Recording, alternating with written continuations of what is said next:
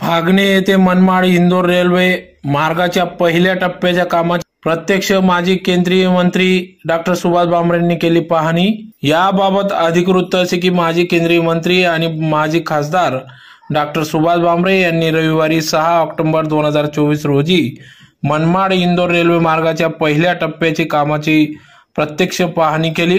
राष्ट्रीय महामार्ग क्रमांक 6 फागणे येथे स्थळी भेट देऊन त्यांनी प्रकल्पाची सविस्तर माहिती जाणून घेतली व पाहणी केली। यावेळी त्यांच्यासोबत संबंधित अधिकारी, पदाधिकारी, कार्यकर्ते आणि कर्मचारी या ठिकाणी उपस्थित होते। तर गेल्या 50 वर्षापासून प्रलंबित असलेला हा रेल्वे प्रकल्पाचा प्रत्यक्ष कामाला सुरुवात झाली आहे।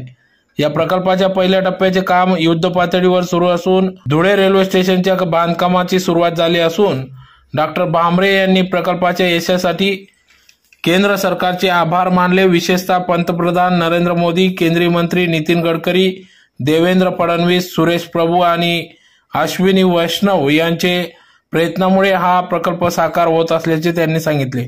तर हा रेल्वे मार्ग पूर्ण झाल्याने धुळेकर जनतेला मोठा फायदा होणार असून इंदोर मुंबई दरम्यानचे अंतर कमी होईल, वाहतूक सुविधा सुधारेल आणि औद्योगिक विकासाला चालना मिळणार आहे।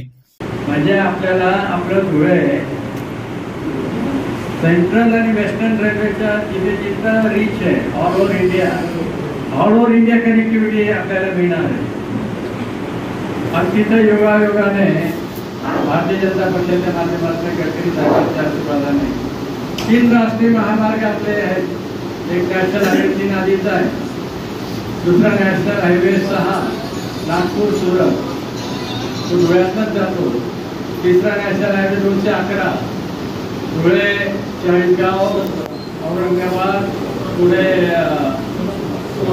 सोलापूर बीड असे 3 नॅशनल हायवे रेल्वे कनेक्टिव्हिटी आणि सुरवाडे जामफळ कधीदा होणारा प्रकल्प मी घेऊन आलेलो होतो। 2,500 कोटी रुपये आपण केंद्रात आणले मोदी साहेबांच्या आशीर्वादाने। म्हणजे जो MIDCचा नरनाळाचा एरिया आहे धुळ्यापासून नरनाळा याच्यामध्ये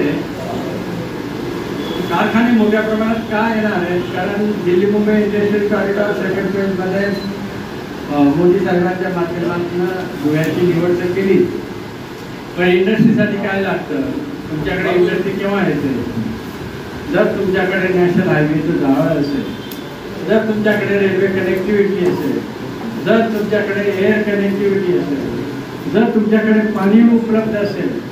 कारण आज जामफळ डॅम जो आहे ना तो सोनगीरला आहे, त्याची कॅपॅसिटी 9 TMC, अक्कलपाड्याची कॅपॅसिटी 2.25 TMC, म्हणजे अक्कलपाड्याच्या 3.5 पटीने मोठा।